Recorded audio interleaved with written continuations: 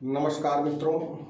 तो आज हम आप लोगों के समक्ष प्रतियोगी परीक्षाओं के दृष्टि से महत्वपूर्ण टॉपिक संधि को लेकर उपस्थित हुए हैं। देखिए, इसका अध्ययन करने के पूर्व हम आपसे कुछ व्यक्तिगत चर्चा करना चाहते हैं। मित्रों, यदि आप किसी परीक्षा में असफल हो गए हैं, हताश हैं, निराश हैं, तो उस हताशा और निराशा को भूलकर दुगने उत्साह से पुनः आगे बढ़िए, क्योंकि टूटा हुआ मन जीवन में कुछ भी हासिल नहीं कर सकता है। यदि हम जीवन में कुछ हासिल करना चाहते हैं, कामयाब बनना चाहते हैं, तो हमें बीती बातों को भूलकर दुगने उत्साह से जीवन में आगे बढ़ना पड़ेगा। मित्रों, मैं इसलिए बता रहा हूँ क्योंकि मैं भी उस दौर से गुजर चुका हूँ। जब असफलता मिलती है तो मन में हताशा और निराशा का आना सहज बात है। ये स्वाभाविक चीज़ है, ये मानव स्वभाव है कि व्यक्ति हताश और निराश हो जाता है। एक असफलता व्यक्ति के उत्साह को तोड़ देता है और वही व्यक्ति जीवन में कामयाब बनता है जो उस हताशा और निराशा से उबरता है और उस हताशा और निराशा से उबरकर दुगने उत्साह से अपने लक्ष्य को प्राप्त करना चाहता है।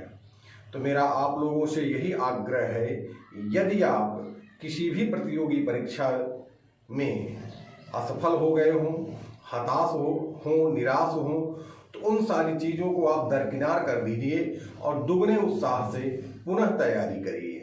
उसके सिलेबस को देखिए, सारा मैटर कलेक्ट करिए, क्या कमियां रह गई हैं उन कमियों पर विचार करिए और उन कमियों को दूर कर दीजिए। आप अवश्य ही सफल बन जाएंगे, आप अवश्य ही अपने लक्ष्य को हासिल कर लेंगे। जो उद्देश्य लेकर आप जीवन में आगे बढ़े हैं उसको अवश्य ही प्राप्त कर लेंगे। तो आइए आज हम लोग प्रतियोगी परीक्षाओं की दृष्टि से अति महत्वपूर्ण टॉपिक संधि का अध्ययन प्रारंभ करते हैं। आज मैं संधि का केवल सामान्य परिचय आपके समक्ष रखूंगा। संधि क्या है, संधि किसे कहते हैं, इसके कितने भेद हैं, आखिर संधि की आवश्यकता क्यों महसूस हुई, इन्हीं बिंदुओं पर आज हम आपसे चर्चा करेंगे।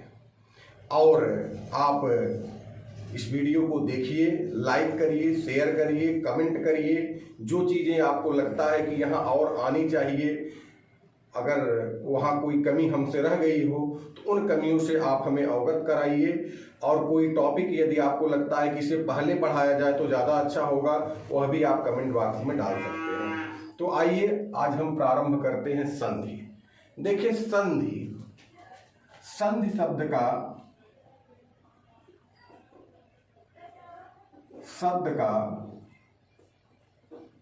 शाब्दिक अर्थ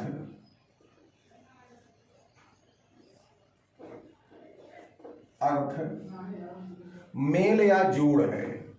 क्या है? मेल या जोड़।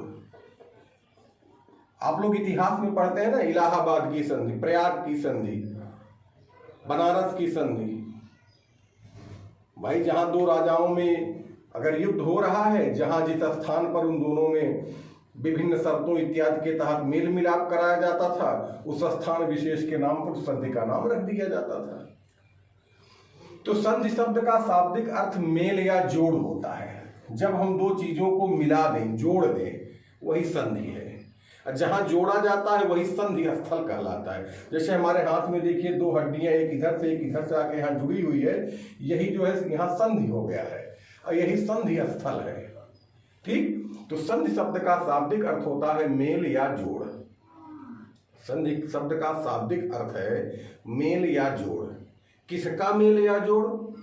तो शब्दों का मेल या जोड़। जब दो शब्द आपस में मिल जाते हैं तो संधिस्थ शब्द कहलाते हैं। देखिए, होता क्या है, कभी कभी व्याकरण में कुछ ऐसे शब्द हैं जिनको हम रुक रुक कर बोलें तो दोनों अलग सुनाई देंगे, यदि एक साथ हम बोले तो दोनों मिले हुए से प्रतीत होंगे। यदि हम बोले देव कुछ क्षण रुक जाए, फिर आलय बोले तो क्लियर होगा, देव आलय। और दोनों एक साथ बोले देवालय, तो दोनों आपस में मिले हुए से प्रतीत होंगे। होता क्या है, जो अंतिम शब्द, प्रथम शब्द का जो अंतिम वर्ण है या अंतिम ध्वनि है, और द्वितीय शब्द का जो प्रथम वर्ण है या प्रथम ध्वनि है, दोनों आपस में मिल जाते हैं। ठीक, आइए संधि की परिभाषा पर चलते हैं। संधि की परिभाषा,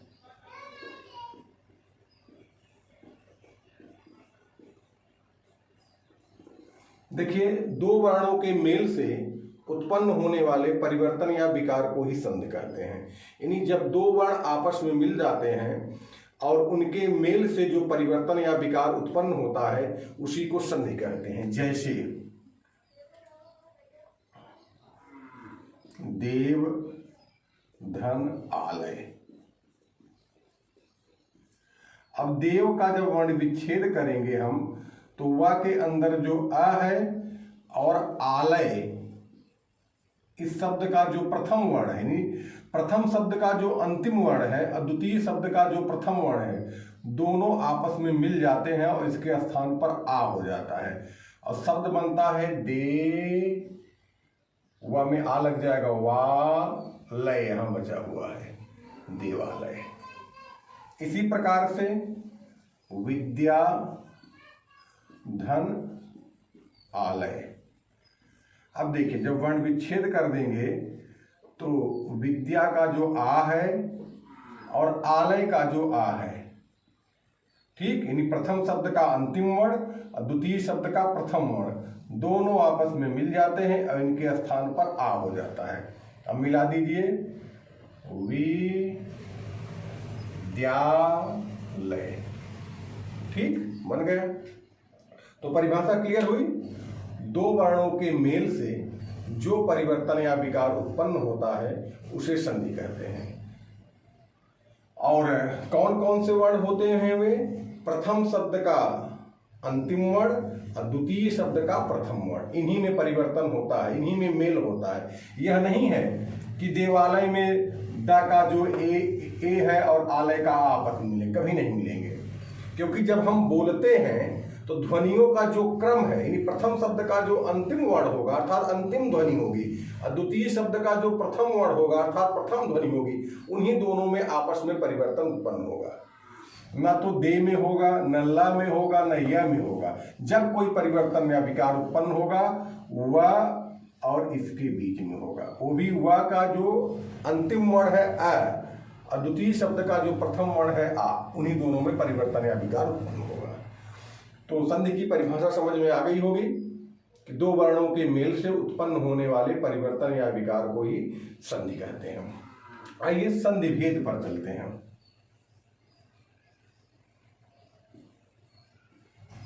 संधि के भेद, देखिए, संधि के तीन भेद हैं, यानी तीन तरह से इनमें विकार उत्पन्न होता है। उन्हीं तीनों विकारों के आधार पर संधियों के भेदों को क्लियर किया गया, विभाजित किया गया है। देखिए, पहला है स्वर संधि, दूसरा है व्यंजन संधि, तीसरा है विसर्ग संधि। ठीक, पहला स्वर संधि, दूसरा व्यंजन संधि, तीसरा विसर्ग संधि। अब क्या है स्वर संधि? आइए इसे जाना जाए। स्वर संधि है क्या?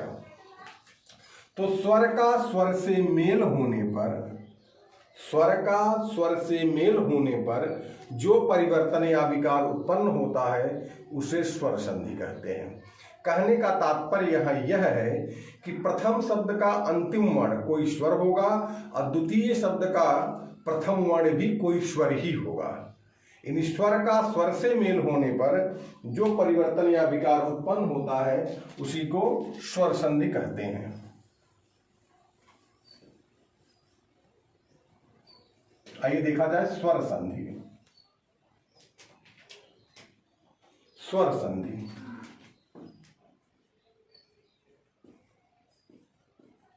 स्वर संधि। तो स्वर का स्वर से मेल होने पर जो परिवर्तन या विकार उत्पन्न होता है उसे स्वर संधि कहते हैं। कहने का तात्पर्य यह है कि प्रथम शब्द का अंतिम वर्ण कोई स्वर होगा और द्वितीय शब्द का प्रथम वर्ण भी कोई स्वर ही होगा।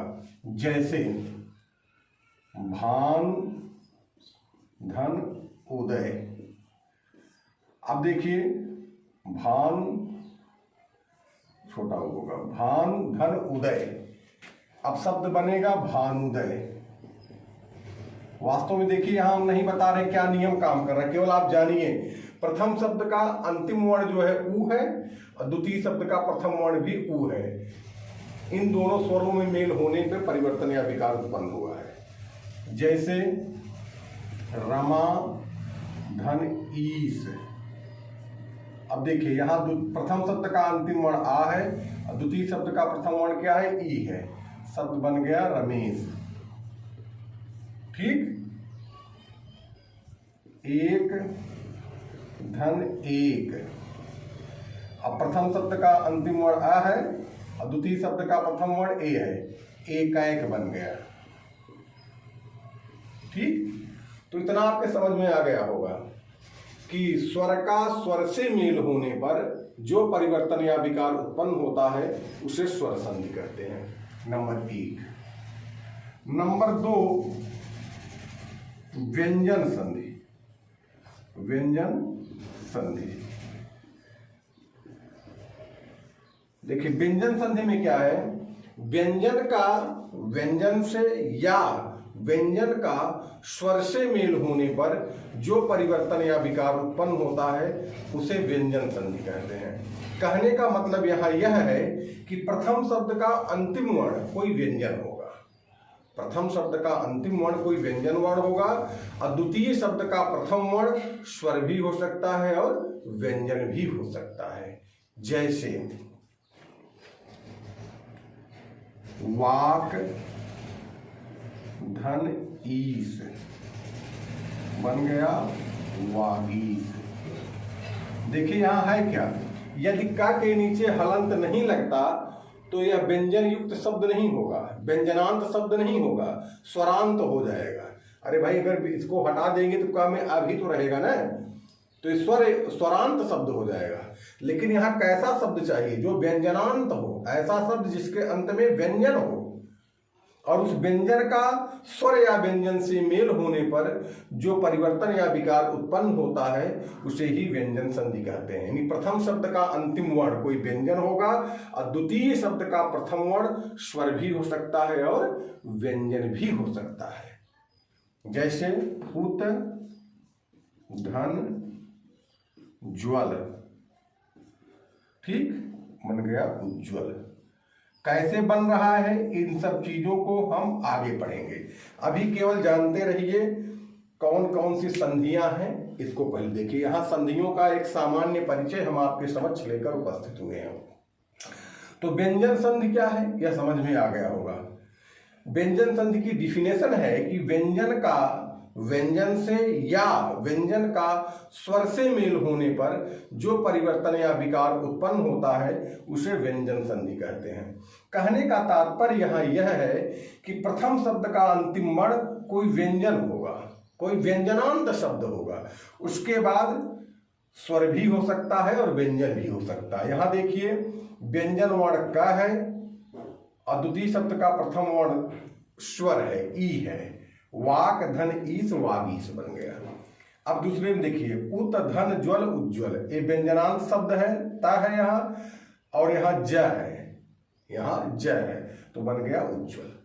आइए विसर्ग संधि हम देखते हैं। विसर्ग संधि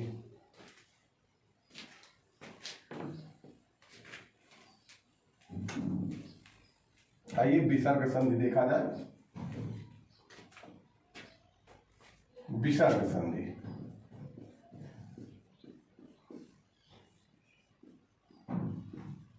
देखिए विसर्ग संधि में क्या है, विसर्ग का स्वर या व्यंजन से मेल होने पर जो परिवर्तन या विकार उत्पन्न होता है उसे विसर्ग संधि कहते हैं। यानी कहने का मतलब यह है कि प्रथम शब्द के अंतिम वर्ण में विसर्ग होगा विसर्ग युक्त शब्द होगा उसके बाद स्वर भी हो सकता है और व्यंजन भी हो सकता है। जैसे देखिए, मनः धन योग, मनः धन योग हो गया मनो योग, मनः धन योग हो गया मनो योग। यशः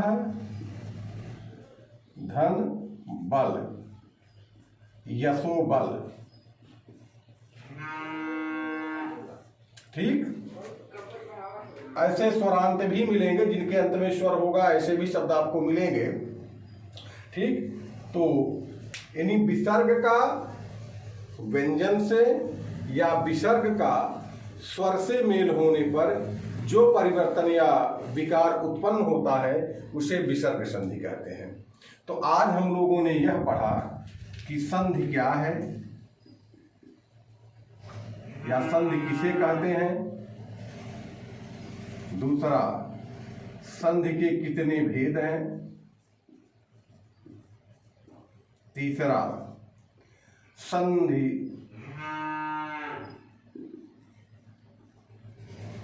के भेदों का सामान्य परिचय हुआ है। ठीक, तो इतनी चीजों का अध्ययन आज हम लोग संधि के परिचय के तहत पढ़ चुके हैं। अब स्वर संधि में कितनी संधियां हैं, कैसे उनका संधि होता है, इत्यादि चीजें। एक चीज और जो मैं आपको बताना भूल गया, संधि तो समझ में आ गया, एक होता है विच्छेद कीजिए या संधि विच्छेद कीजिए। संधि विच्छेद, देखिए संधि विच्छेद क्या है। अरे भाई, दो शब्दों को जोड़ दिए तो संधि हो गया और फिर उन्हें तोड़कर पूर्व की स्थिति में ला दिए तो विच्छेद हो गया। जैसे मनः धन योग को हम मिलाएं तो संधिस्थ शब्द बन गया मनोयोग।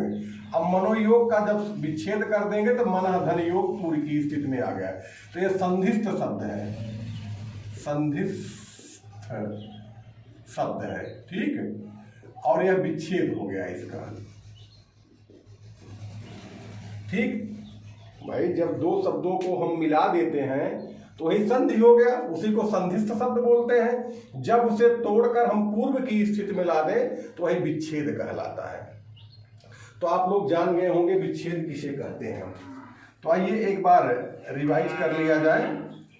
संधि क्या है, दो शब्दों के मेल को, यानी प्रथम शब्द का जो अंतिम वर्ण है, द्वितीय शब्द का जो प्रथम वर्ण है, उनके मेल से जो परिवर्तन या विकार उत्पन्न होता है उसी को संधि कहते हैं। वास्तव में संधि में शब्दों का मेल नहीं होता है, संधि में वर्णों का मेल होता है। किसका मेल होता है, वर्णों का मेल होता है।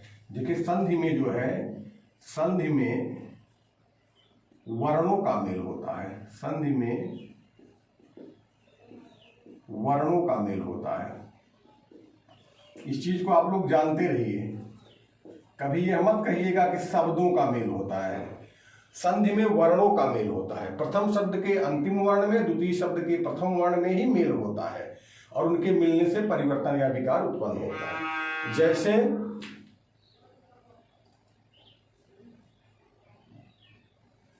रमा धन ईस बन गया रमेश। ठीक, तो संधि क्या है समझ में आ गया, दो वर्णों के मेल से उत्पन्न होने वाले परिवर्तन या विकार को ही संधि कहते हैं। संधि विच्छेद,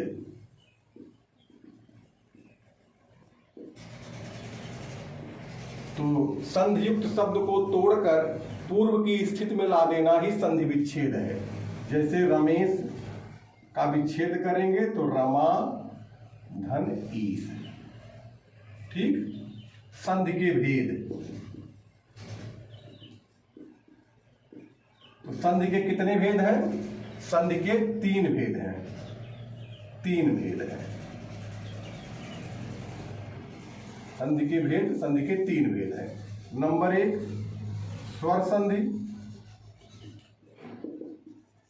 तो स्वर का स्वर से मेल होने पर जो परिवर्तन या विकार उत्पन्न होता है उसे स्वर संधि कहते हैं। जैसे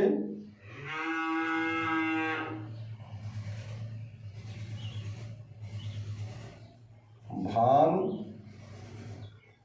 धन उदय बराबर भानुदय। ठीक, ऐसे बहुत से आपको मिलेंगे। दूसरा है व्यंजन संधि। तो व्यंजन का व्यंजन से मेल होने पर जो परिवर्तन या विकार उत्पन्न होता है उसे व्यंजन संधि कहते हैं। जैसे वाक धन ईस वागीस, उत धन ज्वल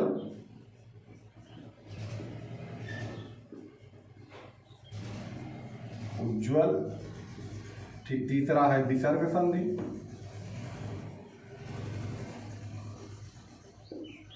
तो विसर्ग का विसर्ग से मेल होने पर जो विसर्ग का स्वर या व्यंजन से मेल होने पर जो परिवर्तन या विकार उत्पन्न होता है उसे विसर्ग संधि कहते हैं। जैसे यशः धन दा यशोदा।